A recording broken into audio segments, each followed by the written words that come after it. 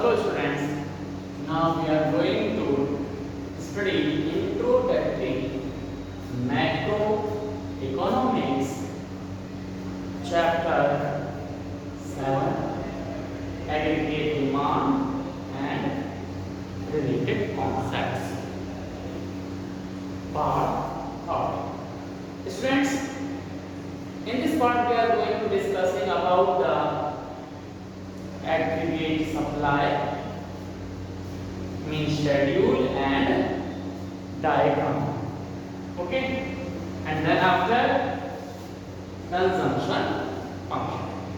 Okay, तो students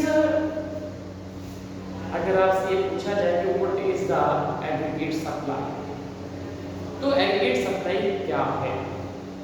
last time जब आपसे एग्रीगेट डिमांड की बात की गई थी कि एग्रीगेट डिमांड क्या है, तब आपने बताया था कि हम क्या करते हैं, सारे जो कंट्री लेवल पर कंजम्पशंस है उसे हम ऐड कर लेते हैं और वही हमारे पास आ जाता है। इसी तरह से जब हम एग्रीगेट सप्लाई की बात करते हैं, मींस ये जो हमारे पास एग्रीगेट सप्लाई है, ये जो एग्रीगेट सप्लाई की हम बात करते हैं, इसमें हमारे पास क्या है कि ये जो शेड्यूल और जो डायग्राम हम यहाँ पर इसको इससे समझेंगे। ओके, तो ये जो एग्रीगेट सप्लाई है, इसका मेन कंट्री में जो प्रोडक्शन है उससे आपके पास लगाया जाता है कि अगर कंट्री में जो total production which is available for the sale, जो प्रोडक्शन आपका इसके लिए सेल के लिए क्या किया गया है, तैयार किया गया है, एस्टिमेट किया गया है, वही आपके पास क्या है, एग्रीगेट सप्लाई है। तो it is a total production of the country. तो अगर हम कंट्री की प्रोडक्शन की बात करते हैं कि कितना प्रोडक्शन हमारे कंट्री में हो रहा है, वो हमारे पास एग्रीगेट सप्लाई आपके पास आ गया। ओके, अब एग्रीगेट सप्लाई इनकम पर डिपेंड करती है, सीधी सी बात है, जबकि एग्रीगेट डिमांड इनकम पर डिपेंड नहीं करती थी। अगर इनकम जीरो भी है तो एग्रीगेट डिमांड फिर भी होती थी, लेकिन यहाँ एग्रीगेट सप्लाई में ऐसा नहीं है कि अगर आपके पास इनकम नहीं है तो आप प्रोडक्शन नहीं करोगे, आपके पास प्रोडक्शन एक्टिविटीज नहीं होगी। ओके, तो इसलिए हमारे पास जो एग्रीगेट सप्लाई है, वो जैसे हमारे पास इनकम का लेवल बढ़ेगा वैसे ही हमारे पास क्या होगा, जो एग्रीगेट सप्लाई है वो भी बढ़ेगा। ओके, तो एग्रीगेट सप्लाई को जब हम शेड्यूल से देखेंगे तो उसे आप यहाँ समझ लीजिए, उसके बाद हम ये कंजम्पशन फंक्शन पर आएंगे। तो पहले हम एग्रीगेट जो आपके पास कंजम्पशन है, ओके, जिसे हमने पहले पढ़ा था एग्रीगेट डिमांड से, अब जो प्रोडक्शन है उसे पढ़ेंगे हम किससे, एग्रीगेट सप्लाई से। तो एग्रीगेट सप्लाई का और इनकम का किस तरह से रिलेशन है, ये आप जरा एक टेबल से आप समझें, उसे हम शेड्यूल बोल देते हैं। तो ये आपके पास देखें, उसी तरह से हमें बनाना होगा जैसे हमारे पास क्या था, यहाँ पर आपके पास इनकम का लेवल है। ओके, ये हमारे पास इनकम वाई से हमने इसको डिफाइन किया, और यहाँ देखें और किस तरह से ये आपके पास यहाँ पर ये कवर करेगा। ओके, तो हम इसे यहाँ पर शो करेंगे। तो कंजम्पशन आपके पास ये इनकम पर सीधे सीधे डिपेंड आपके पास है। यहाँ आप देखें, यहाँ हमारे पास कंजम्पशन की हम बात करते हैं, इनकम का लेवल हमारा जीरो है, तो हमारे पास कंजम्पशन कितना हमने एज्यूम किया था, 20 एज्यूम किया था। ओके, अब देखिए यहाँ पर जितना भी आपके पास क्या है, कंजम्पशंस हैं, जितने भी आपके पास है, अगर हम वाई की बात करते हैं, एग्रीगेट सप्लाई की बात करते हैं, तो अगर हमने पहले क्या दिखाया था, ये एडी हमने दिखाया था, एडी था सी प्लस आई। ओके, तो यहाँ पर इन्वेस्टमेंट था। अब इसी तरह से हमारे पास क्या होता है, जब हम किसकी बात करेंगे, एग्रीगेट सप्लाई की बात करेंगे, तो जो एग्रीगेट सप्लाई है ये हमारे पास वाई होता है, और ये हमारे पास सी और प्लस ये जितना आप यहाँ करते हैं एस सेविंग, ये आपके पास सेविंग कहलाता है।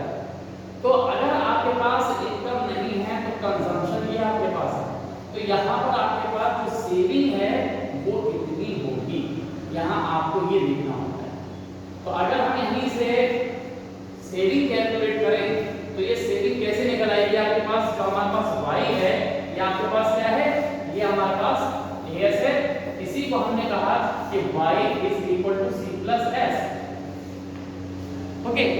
यहाँ पर आपने देखा कि ये 0 लेवल है इनकम का और कंजम्पशन है 20, तो ये सेविंग कितना होगा ये आपको बताना है। तो यहीं से हम कैलकुलेट कर लेते हैं कि सेविंग का मतलब क्या होगा, क्या करेंगे, ये जो 0 और ये -20 हो जाएगा और इक्वल टू सेविंग। तो इस मीन जो हम क्या करेंगे कि सेविंग जो है वो आ जाएगा -20। वैसे भी आप देखिएगा इनकम का आपके पास लेवल 0 है और कंजम्पशन आपने कितना किया है 20, तो ये कहीं ना कहीं से आपने उधार लिया होगा या आपके पास की सेविंग होगी। तो चाहे किस तरह से समझें तो ये आपके पास हो जाएगा -20। ये देखिए ओके। अब आपने इन्वेस्टमेंट किया था 10 का इन्वेस्टमेंट किया था, हम उसको नहीं देख रहे हैं, लेकिन यहाँ पर देखें कि इनकम के बाद आपने इन्वेस्टमेंट किया था तो इनकम का लाभ कितना था, तो इनकम का लाभ आपके पास हुआ था 20। ओके, अब यहाँ पर अगर हम यहाँ क्या कैलकुलेट करते हैं, ये देखिए ओ सॉरी, ये हम यहाँ क्या कैलकुलेट करें AS, अगर हम AS कैलकुलेट करें तो ये आपके पास क्या हो जाएगा, AS में हमारे पास क्या होगा C प्लस ये S, तो C प्लस S हम यहाँ से निकालते हैं और जब हम इसके बाद एनालिसिस करते हैं यहाँ पर या रिमार्क करते हैं तो वहां पर हमें दिख जाएगा किस तरह से हमारे पास ये बात है कि यहाँ पर अगर हम यहाँ रिमार्क करेंगे तो ये किस तरह से आपके पास वर्क करेगा। तो ये आप यहाँ देखें, यहाँ हमें पता लग जाएगा ओके कि कहाँ पर हमारे पास एग्रीगेट सप्लाई जो है आपकी इनकम किस तरह से आपके पास वर्क कर रही है।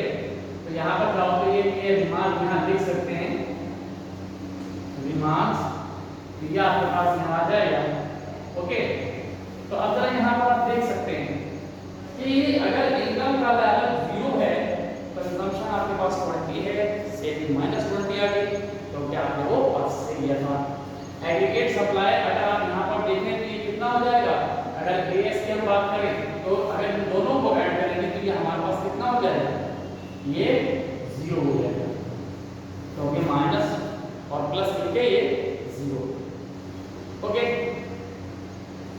तो अगर इनकम आपके पास 0 है तो एग्रीगेट सप्लाई कितनी होगी, 0 होगी। मीन वही चीज हम यहाँ कहना चाहते हैं कि ये जो है आपके पास सीधे डायरेक्टली इस पर डिपेंड है भाई। अब यहाँ पर इनकम कितना हो गया था लास्ट टाइम आपका, ये 40, इनकम का लेवल बड़ा था आपका, तो 40 होने पर हमारे पास ये कितना हो गया, अब कंजम्पशन आपका बढ़ा 30 हो गया, 10 बढ़ गए और S कितना होगा, अब S का मीन क्या है, यहाँ पर है -10। अब देखिए -10 जो है यहाँ पर कैसे लिखा,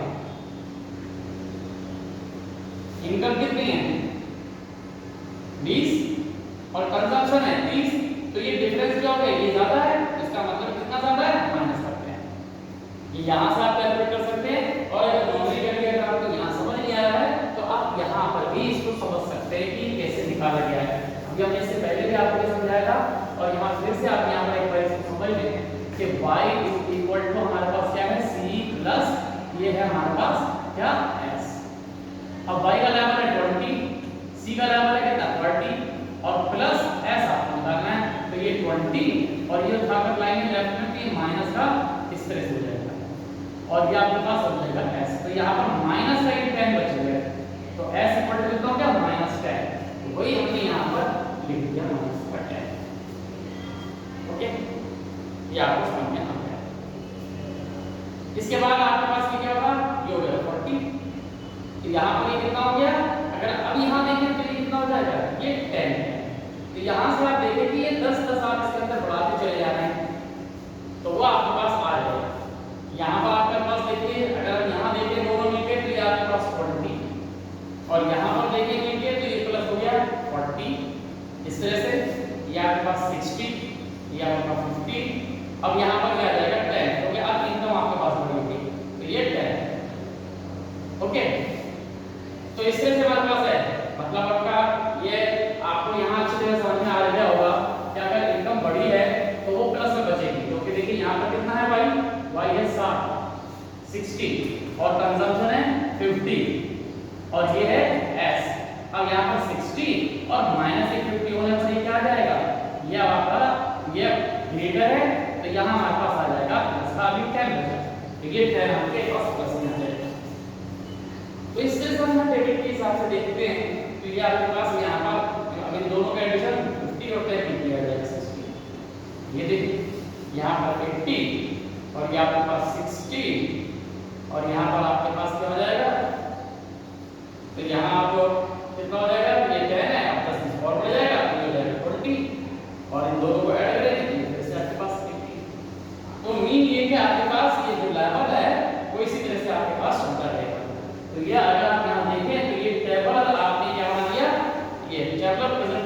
आपके पास एग्रीगेट सप्लाई।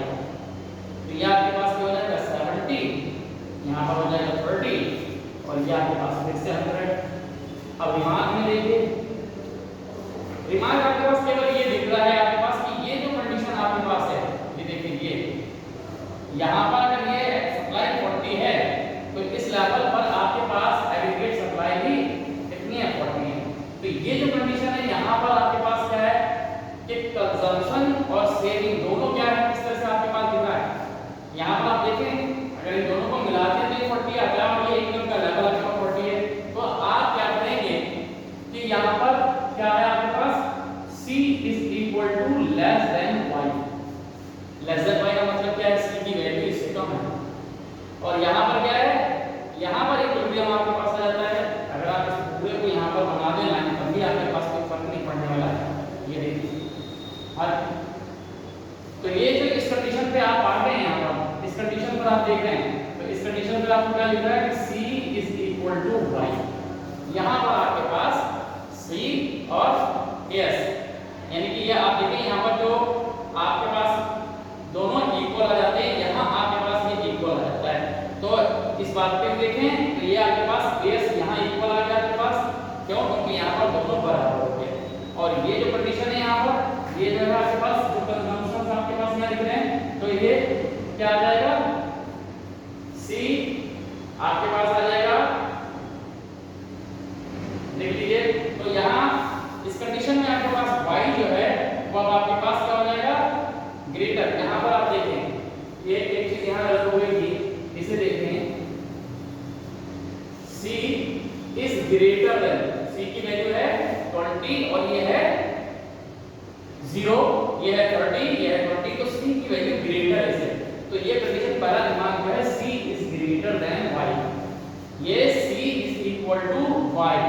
और यहाँ पर जब देखते हैं तो यहाँ पर C जो है वो लेस देन है Y के, क्यों, क्योंकि ये आपके पास कम है। तो C is less than Y।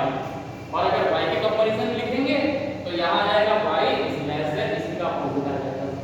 तो इस तरह से हमारे पास क्या होगा कि ये स्पेशल आपके पास कमेंट यहाँ पर जो है आउटपुट आपका इक्विलिब्रियम में होगा। तो ये चीज आपको डायग्राम से भी आप देखेंगे, डायग्राम आप किस तरह से देखेंगे वो आप यहाँ डायग्राम से देखेंगे। ये डायरेक्ट रिलेशन है आपके पास, जैसे वहां पर भी आपके पास है कि इनकम भी बढ़ने पर एग्रीगेट डिमांड में और यहाँ पर भी बढ़ने पर एग्रीगेट डिमांड में, लेकिन यहाँ पर जो आपका कर्व दिखेगा वो कर्व याद रखना है वो ओरिजिन से स्टार्ट होगा, जबकि एग्रीगेट डिमांड का कर्व हमेशा क्या था ओरिजिन से ऊपर शुरू होता था। जब हम एडी की बात करेंगे वो हम यहाँ डायग्राम से समझा देंगे कि अगर आपके पास ये क्या है डायग्राम से आप इसको समझना चाहते हैं तो ये आप समझ लीजिए, थोड़ा सा घुमा दें। ये देखिए यहाँ पर आपके पास ये एग्रीगेट जो आपके पास है, यहाँ पर आप समझ लीजिए ओके। तो ये जो डायग्राम आप यहाँ पर देखेंगे तो वो आसानी से आपको ये समझ में आएगा। ये आप इस तरह से देखें, ये आपके पास ये y एक्स है और यहाँ x है, ये आपका ES और ये आपके पास इनकम है यानी y है आपके पास, जिसे आप आउटपुट कह सकते हैं कंट्री का ओके, एम्प्लॉयमेंट भी से बोल देते हैं। ये जो हमारे पास आता है हमें से याद रखना है कि ये जो हमारे पास एग्रीगेट जो सप्लाई का फंक्शन है ये AS, जिसके हम AS की बात कर रहे हैं कि AS जो है वो हमेशा क्या होगा वो ओरिजिन से शुरू होता है, जबकि AD जो है ओरिजिन से शुरू नहीं होता। AD यहाँ से शुरू करते थे, 30 से हमने शुरू किया था ओके, लेकिन ये जो है यहीं से हो जाएगा। ये क्या है आपके पास, ये हमेशा याद रखना एग्रीगेट जो सप्लाई है वो हमेशा क्या होगा आपको ध्यान रखना है कि ये AS जो है आपके पास ये 45 के एंगल पे ही इसे इसको इंसर्ट करता है ओके। तो ये जो एंगल होगा ये 45 का ही होगा। इसके पीछे आप इतना समझ लीजिए कि जो कंट्री में जो एग्रीगेट सप्लाई है वो परफेक्टली इलास्टिक होती है। परफेक्टली इलास्टिक का मतलब है आप जितनी भी डिमांड करोगे, एग्रीगेट जितनी भी होगी, सप्लाई हमेशा अवेलेबल होगी। अगर आप 20 मांगते हो तो 20 के बराबर होगी, 50 मांगते हो तो 50 के बराबर होगी। अगर नहीं है तो नहीं होगी। एग्रीगेट सप्लाई यहाँ पर है, 0 है, यहाँ पर क्या है 20, ये भी 20 है, ये है 40, ये भी 40 है। मीन ये कि दोनों का जो रेशियो है वो हमेशा बराबर रहेगा, इनकम का और ये एग्रीगेट सप्लाई का, दोनों का। इसलिए कहते हैं कि जो एग्रीगेट सप्लाई होती है वो परफेक्टली इलास्टिक होती है। तो हर जगह हम यहाँ पर दिखा देंगे आपको। तो ये अगर आपके पास इसी तरह से आप देखें कि यहाँ पर 20 और इस तरह से हम ये देखिए, अगर हम यहाँ डिफाइन कर दें तो ये 20, 40, 60, 80, 100, 120। ओके, ऐसे ही अगर यहाँ देखें तो अगर ये 20 पर अगर हम यहाँ देखें कि ये 20 है आपके पास, तो ये जो सप्लाई है यहाँ पर अगर आप देखेंगे तो ये भी आपके पास क्या होगा, ये 45 हम बढ़ा देने के लिए कि ये भी आपके पास 20 ही होगा। अगर ये आपके पास 40 है ये, तो ये भी आपके पास 40 ही होगा। ये जितना आपके पास, इसी तरह से अगर आपके पास ये सप्लाई अगर ये 60 है तो इधर ये 60, अगर ये 120 अगर यहाँ पर है मान लीजिए, तो ये भी आपके पास 120 ही होगा। ओके, ये 60 हो गया। इसी तरह से अगर आप यहाँ पर देखते हैं तो जितनी आपके पास क्या होगी, इनकम होगी, उतना ही आपके पास ये आपका, देखिए इसी तरह से आपके पास ये सारी चीजें आपकी रहेंगी। ये हर एक जगह पर आप देखिए कि एग्रीगेट जो सप्लाई है और जो इनकम है, दोनों का बिल्कुल सेम रिलेशन है। अगर इनकम आपके पास 20 से 40 भी है तो सप्लाई भी 20 से 40। तो जितनी आपके पास इनकम उतना ही आपके पास क्या होगा, एग्रीगेट सप्लाई होगा। तो इस तरह से अगर आप डायग्राम से दिखाएंगे तो ये हमेशा इसी तरह से आपके पास दिखाई देगा कि जो एग्रीगेट सप्लाई है वो हमेशा इनकम के इक्वल ही रहेगी। ओके, तो अगर आप एग्रीगेट सप्लाई शेड्यूल से दिखाना चाहते हैं तो ये शेड्यूल से आपके पास रहेगी, और अगर आप ये डायग्राम से दिखाना चाहते हैं तो ये डायग्राम से आपके पास है। तो both are given, but in your examination if asked about the schedule then you write the answer with the schedule. If the asking about the diagram then must write or show the diagram. तो ये आपके पास हमेशा याद रखना, तो ये आपको समझ में आ गया। ओके, अब इसके बाद जो हमारे पास आता है कि ये जो हमारे पास हम कंजम्पशन की बात, आपको हमने कहा कि बार-बार कंजम्पशन हम यहाँ ले रहे हैं, तो ये कंजम्पशन मालूम है आपको क्या होता है, जो आपको डायरेक्टली स्पेसिफाइड करता है। तो उसी से हमारे पास आता है कंजम्पशन फंक्शन।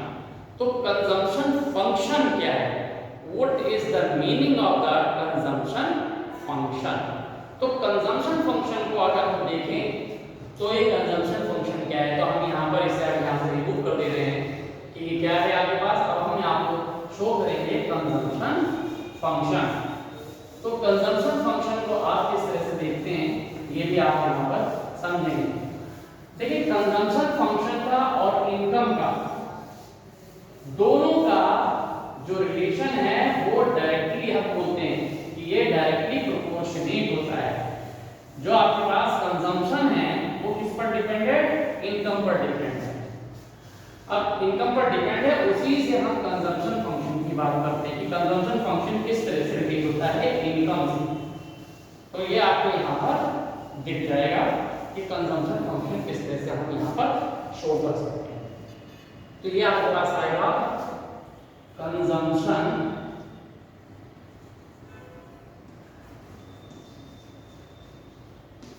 फंक्शन। ओके, तो ये कंजम्पशन फंक्शन जो है वो आप जरा देखें कि ये किस तरह से काम करेगा। कंजम्पशन फंक्शन को हम डिफाइन करते हैं सी से। ये है सी कि कंजम्पशन हमारे पास क्या है, सी, कि सी जो है वो किसके इक्वल है, ये हमारे पास एक फंक्शनल रिलेशन एफ से दिखा दिया। It is a functional relation, और किसके साथ होता है, ये होता है वाई के साथ। ये डायरेक्टली है, अगर हम इसकी बात करें तो ये डायरेक्टली है तो ये आपके पास क्या हो गया, ये हो गया टोटल कंजम्पशन। अगर हम इसकी बात करते हैं तो ये आप यहाँ पर देख सकते हैं कि ये टोटल कंजम्पशन है। ओके, ये टोटल कंजम्पशन है और ये एक क्या है, फंक्शनल रिलेशन। अगर हम इसकी बात करें तो ये हमारे पास क्या दिखेगा, ये फंक्शनल रिलेशन है हमारे पास। ये आपके पास क्या है, फंक्शनल, ये एक रिलेशन है हमारे पास। और ये हमारे पास क्या है, ये है y, ये है आपके पास टोटल, या हम इसको बोल देते हैं इनकम, या इसको हम नेशनल इनकम भी बोल सकते हैं। अगर कंट्री कंपैरिजन में निकाल रहे हैं तो ये नेशनल इनकम भी होती है। तो नेशनल इनकम के इससे ही हमारे पास डिफाइन होता है। तो सी क्या है, कंजम्पशन है, ये फंक्शनल रिलेशन है, एफ और वाई इनकम है आपके पास। तो क्या है, consumption is a functional relation for, हमारे कंजम्पशन को डिफाइन करें तो कंजम्पशन क्या है, it is a functional relation between total income and consumption. तो ये हमारे पास क्या होता है कि ये कंजम्पशन जो है किसका फंक्शन है, इनकम का फंक्शन है। अगर इनकम आपके पास क्या होता है, डायरेक्टली वेरीज करता है। ये डायरेक्टली वेरीज का मतलब ये है कि प्रोपोर्शनेट हम इसको बोल सकते हैं। तो प्रोपोर्शन का मतलब है कि अगर इनकम बढ़ती है तो कंजम्पशन आपका बढ़ेगा, और अगर कंजम्पशन को इनकम आपकी कम होती है तो वो आपके पास कम होगा।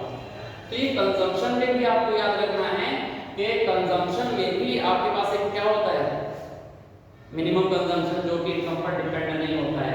लेकिन यहाँ पर आप देखिए, इसीलिए क्या करते हैं, कंजम्पशन को हमेशा अगर फंक्शन से दिखाएं, अगर डायग्राम को हम यहाँ लिखें तो ये डायग्राम भी हमेशा क्या होगा, ये आप ध्यान रखना है आपको कि ये भी आपके पास अबव द क्या होगा, ओरिजिन से ये शुरू होगा। ये अगर हम इसकी बात करें कंजम्पशन की, हम यहाँ इसको सी लिख देते हैं कंजम्पशन, और ये आपके पास इनकम है वाई है, और ये हमेशा शुरू होता है इस तरह से। ये आपके पास कंजम्पशन, ये कंजम्पशन जो है वो इस तरह से आपके पास होगा सी, और ये सी जो है वो क्या है, इट इज एफ वाई के। यहाँ तक तो ये कांस्टेंट रहेगा, लेकिन जैसे जैसे इसकी इनकम बढ़ेगी वैसे ही कंजम्पशन भी आपके पास डायरेक्टली बढ़ता है। जिस तरह से आपने पिछले एग्रीगेट डिमांड का देखा था, वही यहाँ पर कंजम्पशन है आपके पास। तो कंजम्पशन जो है वो क्या है आपके पास, कंजम्पशन हमेशा किस पर, y पर डिपेंड रहता है कि ये y अगर आपके पास क्या हो जाए, कम हो जाए तो ये कंजम्पशन आपका कम होता है, और अगर y बढ़ जाए तो कंजम्पशन आपका बढ़ जाता है। ओके, तो ये आपको समझ में आ गया। लेकिन ये जो कंजम्पशन है, ये कंजम्पशन भी क्या होता है, इसके भी टाइप हैं। टाइप का मतलब ये कि दो प्रकार के आपके पास होते हैं, टू टाइप्स होते हैं आपके पास। और वो जो हमारे पास टाइप्स होते हैं उसको समझने के लिए आपको एक इसका एक कॉन्सेप्ट जो टेक्निकली टर्म है जिसे आप बोलते हैं प्रोपेंसिटी, कि प्रोपेंसिटी क्या होती है ये भी आपको समझ में आना चाहिए। वर्ड आता है जिसको हम बोलते हैं प्रोपेंसिटी। ये आपके पास है प्रोपेंसिटी, ये देखिए प्रोपेंसिटी, ये वर्ड आपके पास है, ये तो आप समझ लीजिए कि टेक्निकल इसके अंदर यूज किया हुआ है प्रोपेंसिटी, और इसी के बेस पर हम कंजम्पशन को क्या करते हैं, दो पार्ट्स में डिवाइड कर देते हैं। दो पार्ट का मतलब हो गया कि एक होता है एवरेज प्रोपेंसिटी टू कंज्यूम, और दूसरा होता है मार्जिनल प्रोपेंसिटी टू कंज्यूम। ये दोनों आपको याद रखने हैं, लेकिन ये प्रोपेंसिटी क्या होती है ये आपका समझ लीजिए। ओके, तो प्रोपेंसिटी एक तरह से आप ये समझ लीजिए कि ह्यूमन बीइंग की टेंडेंसी है, आदत कह सकते हैं, हैबिट कह सकते हैं, कि ये कैसी होती है। आपने देखा होगा कि जो हमारे पास क्या होता है प्रोपेंसिटी के बेस पर आप देखें कि ये प्रवृत्ति कहलाती है लोगों की, कि अगर लोगों की इनकम बढ़ती है तो कंजम्पशन बढ़ता है। नो डाउट कंजम्पशन जरूर बढ़ता है, लेकिन याद रखिए कंजम्पशन जो है वो क्या होगा, उस लेवल पर नहीं बढ़ेगा जिस लेवल पर इनकम बढ़ती है। ओके, इसीलिए हमारे पास ये प्रोपेंसिटी जब हम डिफाइन करते हैं तो दो तरह के आपके पास लोग हैं। प्रोपेंसिटी हम बोलते हैं, एक होते हैं माइजरी टेंडेंसी के लोग, और एक होते हैं जिसे बोलते हैं एक्सट्रावेगेंट या खर्चीले बोलते हैं। तो अगर लोग खर्चीले हैं तो जो प्रोपेंसिटी होती है वो हमेशा बढ़ेगी, लोगों की आदत ज़्यादा खर्च करने की होती है। और अगर लोग माइजरी टेंडेंसी के हैं, कंजूस प्रवृत्ति के हैं, खर्च नहीं करते हैं, तो जो प्रोपेंसिटी है वो लोगों की अगर इनकम बढ़ी है तो भी वो नहीं बढ़ाती। तो प्रोपेंसिटी कंट्री में अगर कैसी है ये भी डिपेंड करता है उसकी प्रोग्रेस के ऊपर। अगर कंट्री की प्रोपेंसिटी अगर हम कहें खर्च करने की वो ज़्यादा है तो कंट्री में जो ग्रोथ के फंक्शंस हैं, डेवलपमेंट के फंक्शंस हैं, नेचुरली वो ज़्यादा होंगे। और अगर प्रोपेंसिटी कम है, लोगों की जो टेंडेंसी है खर्च करने की कम है, तो फिर क्या होगा कि जो प्रोग्रेसिव वर्क है वो ज़्यादा नहीं होता है। क्यों? क्योंकि अगर लोग ज़्यादा खर्च नहीं कर रहे हैं तो इसका मतलब प्रोडक्शन नहीं बिक रहा। अगर प्रोडक्शन नहीं बिकेगा तो जो प्रोडक्शन की एक्टिविटीज है वो नहीं होगी। तो इस बेस पर आप देखें कि जो प्रोपेंसिटी है इसके बेस पर हमारे पास जो कंजम्पशन होता है वो कंजम्पशन फंक्शन हमारे पास दो तरह का आता है। ओके, अब ये दो तरह का आपके पास है, उसे आप जरा समझ लें कि वो किस तरह से आपके पास आता है।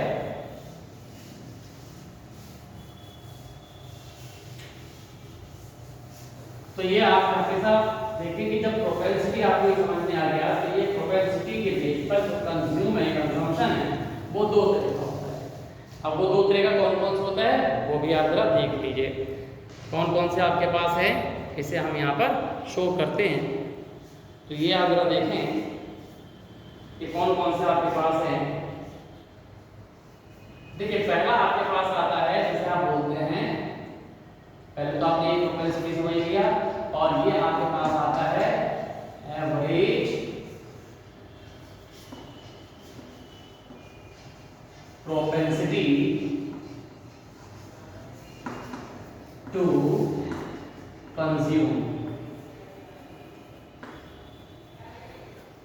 इसे हम बोलते हैं APC, average propensity to consume. तो एवरेज प्रोपेंसिटी टू कंज्यूम अगर हम यहाँ देखें तो ये क्या होगा आपके पास, इसे भी आप जरा समझिए। इसे हम यहाँ पर डिफाइन कर देते हैं APC, average propensity to consume. और ये आपके पास इक्वल होता है, रिलेशन होता है C/Y। मतलब ये टोटल कंजम्पशन और टोटल इनकम का रिलेशन है। प्रोपेंसिटी का मतलब क्या होगा कि अगर इस इनकम में कोई भी चेंजेस होगा तो कंजम्पशन चेंज होगा। Okay, average propensity to consume ये हमें बताता है it is a relation between total income and the total consumption of a consumer. अब घंटे पर है तो घंटे की बेस पे भी वही चीज आ जाती है। तो अगर मान लीजिए किसी भी पर्सन की इनकम का एग्जांपल से समझ लीजिए कि अगर इनकम कितनी है, मान लीजिए कि इनकम है किसी भी पर्सन की 1000 इनकम है और उसका कंजम्पशन जो है वो कितना है 800 आपके पास है। तो अगर हम एवरेज प्रोपेंसिटी टू कंज्यूम निकालना चाहें तो ये हमारे पास क्या होगा, APC अगर हम निकालेंगे तो ये बहुत सिंपल है, C और Y की जगह की वैल्यू पुट कर देंगे। मतलब ये 800 ये हो गया आपके पास और ये आपके पास क्या है 1000। तो ये आपने क्या 2 0 रिड्यूस हो जाएंगे और 10 से अगर डिवाइड करोगे तो ये 0 इसका पॉइंट ध्यान रख जाएगा। ओके, तो इस तरह से हमारे पास क्या हो जाएगा 0.8। तो ये हमारे पास average propensity, it is a relation between total income and total consumption. Okay, तो ये आपके पास ये रिलेशन आपका आ जाता है। ऐसे ही आपके पास हम इसको डायग्राम से भी समझेंगे अब। ओके, तो अभी आप केवल इतना समझ लीजिए कि फिर जो आपके पास नेक्स्ट वीडियो में हम आपको बताएंगे कि इसका डायग्राम कैसे बनेगा, और फिर इसके बाद दूसरा पोर्शन आता है जिसका MPC होता है, मार्जिनल प्रोपेंसिटी टू कंज्यूम, वो किस तरह से काम करेगा। तो वो चीज़ हम आपको अब नेक्स्ट वीडियो में बताएंगे। ओके।